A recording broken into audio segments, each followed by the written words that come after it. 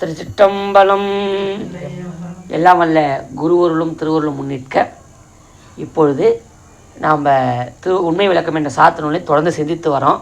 அதில் போன செய்யுளில் 7வது செய்யுளை பார்த்தோம். அது என்ன பார்த்தோம்னா, ஒவ்வொரு பூதத்துக்கும் அதிதெய்வத்தை பார்த்தோம். இப்போ 8வது செய்யுளில் அத்தொழில்களை வகுத்து கூற போகிறோம். அதை நம்ம பார்க்க வேணும். 8வது செய்யுள் அத்தொழில்களை வகுத்து கூறுதல். படைப்பன் நயன் அழிப்பன் பங்கையன் கண் மாயன் துடைப்பன் ருத்திரனும் சொல்லில் திடப்பெறவே என்றும் ஈசர் சதாசிவரும் அன்றே அணுகுகிறவர் ஆம். இல்லை என்றும் திரோபவம் திரோபிப்பர் அதன திரோபவ விப்பர் அப்படின்னு பிரித்து சொல்லணும். திரோபவ விப்பர். திரோபவம்னா மறைக்கிறதுன்னு அர்த்தம். இதான் திரோதான சக்தி என்று நம்ம சக்தியில். ஆமாம், நம்ம அதெல்லாம் போனால் உங்களுக்கு அப்புறம் சொல்கிறேன் அதை பற்றிலாம். திரோபவம்னா இப்போதைக்கு மறைக்கிறதுனா வச்சுங்க. திரோபவம்னா மறைத்தல், அவ்வளோதான். திரோபவர் ஈசர் சதாசிவம் அருள். ஓகேங்களா? அதை நம்ம போன கோட்பாடே பார்த்துட்டோம். போன செய்யுள்ளே இதுக்கு விளக்கத்தையே பார்த்துட்டோம். ஆனால் இது விரிவாக ஒரு நிமிஷத்தில் முடிச்சிடலாம் பாருங்க. படைப்பன் நயன் அழிப்பன் பங்கையன் கண் தெளிவுரை. முன்னை பாட்டில் தொகுத்துக்குரிய செய்தியை இப்பாட்டில் வகுத்து கூறுகிறார். போன செய்யுள்ளே நம்ம பார்த்துட்டோம். ஒரு நிலத்துக்கும் ஒரு அதிதெய்வம் பார்த்தோமா இல்லையா? படைக்கிறது. அதாவது என்னென்ன பாருங்க, நிலத்துக்கு யாரை பார்த்தோம்? நிலத்துக்கு பிரமன், நீருக்கு திருமால், நெருப்புக்கு உருதிரன், காற்றுக்கு மகேஸ்வரன், ஆகாயத்துக்கு சதாசிவம். இது 5 எங்கே பார்த்தோம்? போன செய்யுளில் பார்த்தோம். இப்போ இந்த 5 பேரை என்ன பண்ணுறாங்க? அதான் இந்த செய்யுள், 8வது செய்யுள். இதில் என்ன பார்க்குறோன்னா, பிரமன் படைக்கும் தொழிலை செய்கின்றான், திருமால் காக்கும் தொழிலை செய்கின்றார், அப்புறம் உருதரர் அழிக்கும் தொழிலை செய்கின்றார், அப்புறம் மகேஸ்வரன் மறைக்கும் தொழிலை செய்கின்றார். எது? தன்னை மறைத்து உலகத்தை காட்டுகிறார். எதுக்கு அப்படி காட்டுறார்? அவன் வினையை கழிக்க வேண்டும். இப்போ இந்த பாப்பா இப்போ என்ன இருக்கிறாங்க, எத்தனை ஸ்கூலில் விட்டு கூடவே இருந்த குழந்தை படிக்குமா? இப்போ மகேஸ்வரன் இருக்கிறாங்க, இப்போ யாரை மேலே பாசையா? எத்தனை பால்வில் விட்டு கூடவே உட்காந்துருந்தா குழந்தை படிப்பானா? ஆயா ஆயா ஆயா ஆயாவை அடிப்பான். ஆனால் நம்ம கொஞ்சம் நேரம் இருப்பான். இந்த அம்மா போட்டு அவங்க அடிப்பாங்க. ஒரே விளையாட்டாக தான் அவங்க கடங்காக போயிடும். பாடத்தை கவனிப்பானா? அங்கே அவனை விட்டுட்டு இவங்க மறைஞ்சாதான் அவன் அந்த வேலையை பார்ப்பான். இருந்தானா அவனுக்கு அந்த படிப்பு சந்தனம் வராது. அதே மாதிரி சாமி பிறக்க வச்சு நம்ம கூட நினச்சிக்கா, நம்மளை அப்பா அப்பா அப்பான்னு அவங்க கூடயே போய் நிற்போம். சாமி என்ன பண்ணுறாரு?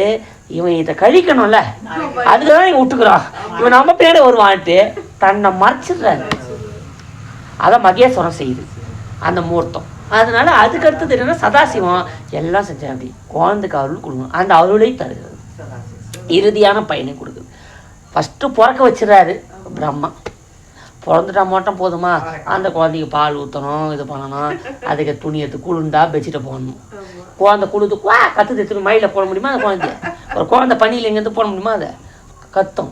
என்ன பண்ணோம்? அது சொட்டர் போட்டு கொசு வராமல் அடித்து பேட்டில் அது இதெல்லாம் யார் காக்கும்? இப்போ திருமால் செய்கிறார். இதெல்லாம் தாய். நம்ம நினைக்கிறோம் திருமால் எங்கேயாவது செஞ்சார், எங்கள் அம்மா தானே செஞ்சது. நம்ம ஆள் அறிவாக கேள்வி கேட்பான். ஆடப்பாவே, அம்மா வழியை தான் திருமால் செய்கிறாருப்பா. எல்லா அம்மாவும் குழந்தைய பார்க்கணும். சில அம்மா குப்பத்தூரில் போட்டு போகிறாங்களா, அந்த குழந்தைய இருப்பது கேள்வி வருதா இல்லையா? தாய் தான் செஞ்சா நீ ஞானமாக கேட்குற, சந்தோஷம் பாராட்டுறேன். சில ஒரு தாய் எப்போ போட்டால விதி விலை காய் போதாங்க நடக்குது. அப்போ ஆனால் அந்த குழந்தைய காப்பாற்றப்படுறாங்களே. இப்போ விட்டு போன குழந்தை யார் காப்பாற்றுது? ஓயா நீ விட்டா சாமி இது என்ன நல்லா புரிஞ்சிக்கணும். நம்ம இப்போ எங்கள் அம்மா அப்பா என்ன காப்பாற்றலை, அந்த முகூர்த்தம் அவங்க வடிவத்தில் நின்று எனக்கு காப்பாற்றுது. இவ்வளோ எனக்கு காப்பாற்றுற அப்பா கிடையாது. திருமால் அந்த வடிவத்தில் எனக்கு காப்பாற்றிருக்கிறார், தொழிலை செய்துக்கிறாரு. அப்போ அந்த காத்த தொழிலை செய்கிறது யார்? திருமால். சரி, குழந்தைக்கு சாப்பாடுக்கு பாடு போட்டு எல்லாம் காத்துன்னு வளர்க்குறோம். அப்புறம் அந்த அழித்தல்னா என்ன அர்த்தம்? இதை தீயதை அழித்தல், அதுக்கான அர்த்தத்தை கொள்ளணும். தீயதை அழித்தல். ஆனால் இதுக்கு இன்னொரு பொருள் என்னன்னா, இந்த அழித்தல் ஆகியது அழித்தலை நல்லா புரிஞ்சுக்கணும். சிந்தில் இருக்கும்போது உடம்பு தான் அழியுதே தவிர எது அழியல? உயிர் அழியலை. இதை நல்லா சிந்தனை வச்சுக்கணுமா? உடம்பு தான் அழிவு இருக்குது கண்டி, உயிருக்கு அழிவில்லை. இங்கே எதை அழிக்கிறாரு? உடலைத்தான் அழிக்கின்றார். புரிஞ்சுதா? உடலை அழித்து உயிர் இப்போ தூளத்தில் இருக்கிறது சூக்குமத்துக்கு போயிடுது, அவ்வளோதான் வித்தியாசம். இது ரொம்ப விளக்கமாக அப்புறம் பார்ப்போம். இப்போ தொழில் புரிஞ்சிச்சா? சொல்லுப்பா. தெளிவுரை.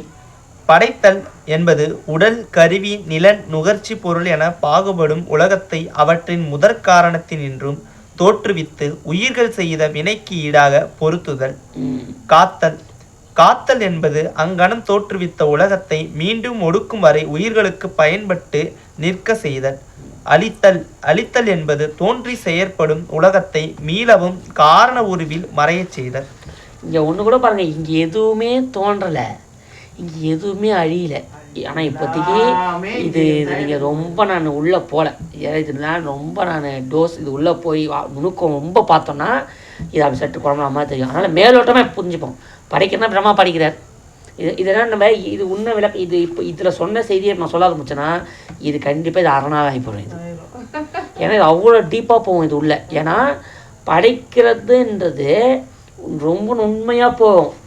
அதாவது சட்காரியவாதன்றது அப்புறம் வாதத்துள்ள போகணும். சட்காரியவாதம்னா சைவ சித்தாந்தப்படி ஒரு வாதம் இருக்குது, இல்லது தோன்றாது உள்ளது அழியாது. இங்கே எதுவுமே அழியல, எதுவுமே தோன்றலை. அப்போ இது படைத்தல்னு எதை சொல்கிறாங்க? நுண்பொருளாக இருந்த ஒன்று, சூக்கமமாக இருந்த ஒன்று தூளமாக வருவது படைத்தல். அது ஒன்றும் இல்லைம்மா, கண்ணுக்கு தெரியாமல் இருக்குதா அது சூக்கமமா சொல்ல வளைங்க வருஷம் வாங்கிக்கோங்க. இப்போ கண்ணுக்கு தெரியாமல் இருக்கக்கூடிய சூக்கமாக இருக்கக்கூடிய ஒரு பொருளை கண்ணுக்கு தெரிகிற ஒரு பொருளாக மாற்றுவது தான் படைத்தல். அப்போ இங்கே என்ன படிக்கிறாங்க? எதுவுமே படிக்கலை. இங்கே இருக்கிறது இப்படி வந்திருக்குது, விரிவடைஞ்சிக்குதுன்னு சொல்லலாம். இது படைத்தல். மீண்டும் இங்கே தூளமாக இருந்த ஒன்றை மீண்டும் சூக்கமமாக கண்ணுக்கு தெரியாமல் அதே காரண நிலைக்கு பழைய நிலைக்கே கொண்டு போய் விடுவது தான் அழித்தல். இங்கே எது அழிஞ்சுது? எதுவுமே அழியல, மீண்டும் அதோட தன்மைக்கே அது போய்விட்டது தான் பொருள். இது ரொம்ப ஆழ்ந்து. அப்போது இதுதான் படைத்தல். அப்போ காத்தல்னா இங்கேருந்து வருது அங்கேருந்து போகுது, இந்த ப்ராசஸை தான் காக்குறது. அழித்தல்னா வேற ஒன்றும் கிடையாது, சூக்குமத்துலேருந்து தூளத்தையும் தூளத்துலேருந்து மீன் சூக்குமத்துக்கு செல்வது தான் அழித்தல். சூக்குமத்திலிருந்து தூளத்துக்கு கொண்டு வருவது படைத்தல். இந்த சூக்குமத்தை தூளத்தில் கொஞ்ச நாள் வாழ வைக்கிறது காத்தல். மீனை தூளத்திலிருந்து சூக்கம் வாங்கி காரணத்துக்கே கொண்டு செல்வது அழித்தல். இப்போதைக்கு வச்சுங்க போதும். இம்மூன்று செயலும் அறிவில் பொருள் ஆகிய மூலப்பகுதியில் நிகழ்வன. துரோபவித்தல் என்பது மறைத்தலை, அதாவது உயிர்களை பிறப்பு இறப்பு, விழிப்பு உறக்கம், நினைப்பு மறப்பு என்னும் சகல கேவலங்களிலும் மாறி மாறி நிற்க செய்வது. உயிர்களின் அறிவு, விளைவு, செயலாற்றல்களை படிப்படியாக வளர செய்தல், உலக நுகர்ச்சியில் அழுத்தியும் இலைப்பாற்றியும் வருவதே மறைத்தல் எனப்படும். அருளால் என்பது உயிரின் முதிர்ந்த பக்குவ நிலையில் மாசு நீக்கி தன்னையும் அதனையும் உணர்த்தி தானாம் வண்ணம் செய்து உயிரை ஆட்கொள்ளுதல். இஃதே இறைவன் செய்யும் முடிநிலை செயல் ஆகிய வீடு பேறு நல்குதல் எனப்படும். அருள் என்பது தான் முக்தி நிலை. புரிஞ்சுச்சா? இப்போ 5 பார்த்துருமா இல்லையா? படைத்தல், காத்தல், அழித்தல், அருளல். படைத்தல், காத்தல், அழித்தல், மறைத்தல், 5 தொழிலையும் 5 சுவாமி செய்கிறாங்கன்னு பார்த்தாச்சு. அதான் பிரம்மன், விஷ்ணு, உருதிரன், மகேஸ்வரன், சதாசிவம். அவ்வளோதான். இப்போதைக்கு 5 தொழில் அது ஞாபகம் வச்சுங்க போதும். படைத்தல், காத்தல், அழித்தல், மறைத்தல், அருளல். இது 5 தொழில். இது 5 தெய்வம், அதிதெய்வம் செய்யுது. ஞாபகம் தான். ஓகே, இதோடு நம்ம இந்த 8வது செய்யுளை நிறைவு செய்வோம். திருச்சிற்றம்பலம்.